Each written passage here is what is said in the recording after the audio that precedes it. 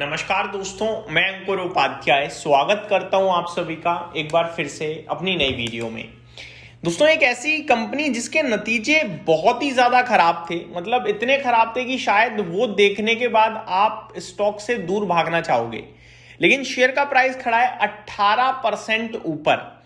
मैं ये वीडियो इसलिए शूट कर रहा हूं ताकि इन्वेस्टर्स ट्रैप ना हो जाएं, फंसे ना। अभी तो इस स्टॉक में बिल्कुल इन्वेस्टमेंट की अपॉर्चुनिटीज ना तलाशें तो ज्यादा बेहतर रहेगा। मेरा पर्सनल ओपिनियन है ये, आपका डिफरेंट हो सकता है, क्योंकि जब हम खराब समय पे खराब अर्निंग्स वाली कंपनी पे भरोसा दिखाते हैं और अगर टर्न अराउंड आ जाए तो फिर पैसा वहां बड़ा बनता भी है। तो अगर आपको लगता है कि टर्न अराउंड होगा, अच्छा करेगी कंपनी, मैं तो लूंगा, तो बात अलग है, लेकिन मेरा मानना यह है कि आप इससे अभी दूर रहें, ज्यादा बेहतर है। क्यों मैं ऐसा कह रहा हूं और क्या खबर है और कौन सा स्टॉक है, एक एक करके डिटेल्स आप सभी के साथ शेयर करता हूं। दोस्तों, कंपनी का नाम है इजी ट्रिप प्लानर्स, ईज माई ट्रिप के नाम से भी आप इसे जानते होंगे। इस कंपनी के आए थे नतीजे वीकेंड पे और बहुत ही घटिया नतीजे थे। एक एक करके पहले रिजल्ट्स डिस्कस करता हूं। कंसोलिडेटेड नेट प्रॉफिट 33.6 करोड़ के सामने 5.6 करोड़ का रह गया, तो मुनाफा तो पूरा खत्म हो गया ऑलमोस्ट।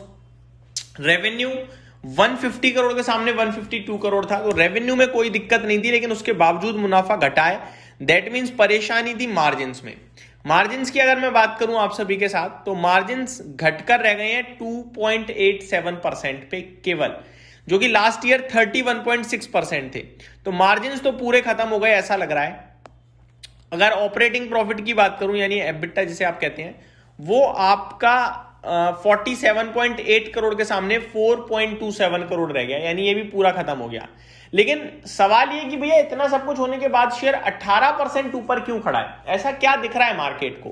दोस्तों, इसके पीछे रीजन है पहला, कंपनी के quarter on quarter.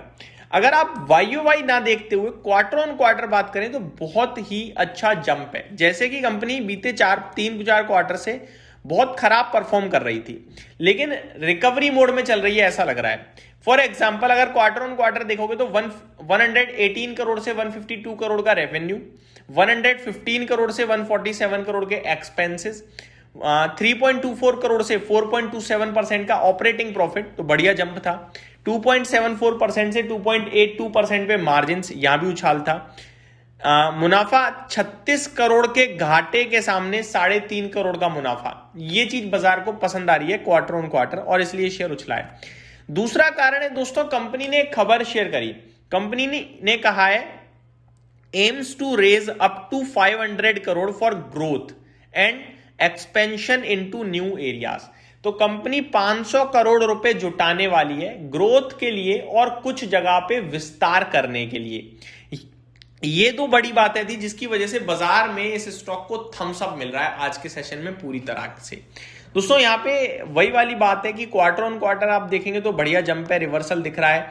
Last 3 quarter से धीरे धीरे कंपनी कहीं ना कहीं वापस से अपनी पुरानी स्थिति में आने की कोशिश में है, अगर आप नोटिस करें तो। बट ओवरऑल देखेंगे वाई तो बहुत ही खराब है। और कंपनी एक समय पे जो पूरे वित्त वर्ष 24 में 103 करोड़ का मुनाफा था, वित्त वर्ष 25 में 109 करोड़ का मुनाफा था, करंटली बीते 12 महीने में 18 करोड़ माइनस में है। तो बहुत ही खराब सिचुएशन रही। साथ ही साथ अगर आप शेयर होल्डिंग पैटर्न देखें तो प्रमोटर्स बेचकर भागे हैं, जो कि मैं आपको बताना चाहूंगा मार्च 23 में, मतलब 2023 मार्च में 75% प्रमोटर्स ओन करते थे, जून 2021 में 71%, सितंबर 2023 में 65%, दिसंबर 2023 में 64%, अगर उसके बाद सितंबर 2024 में 50% रह गया, और करंट सिचुएशन में अगर आप देखोगे तो 47.7% रह गया। तो प्रमोटर्स का ये जो लगातार हिस्सा बिकवाली है, ये भी बिल्कुल मेरे को पसंद नहीं आया। और इस स्टेक सेलिंग में ना किसी बड़े इन्वेस्टर ने पार्टिसिपेट नहीं करा। अगर आप नोटिस करो तो पब्लिक कैटेगरी का परसेंट हो गया है 49.36, यानी पब्लिक के पास पहुंच गई है मेजॉरिटी स्टेक। एक तरीके से आप देखें तो 47.72% रह गया है प्रमोटर्स पे। एफआईआईज आधा परसेंट ओन करते हैं, डीआईआईज 2.5% ओन करते हैं, तो बिल्कुल इंटरेस्टेड है नहीं एफआई डीआईज, तो मुझे लगता है।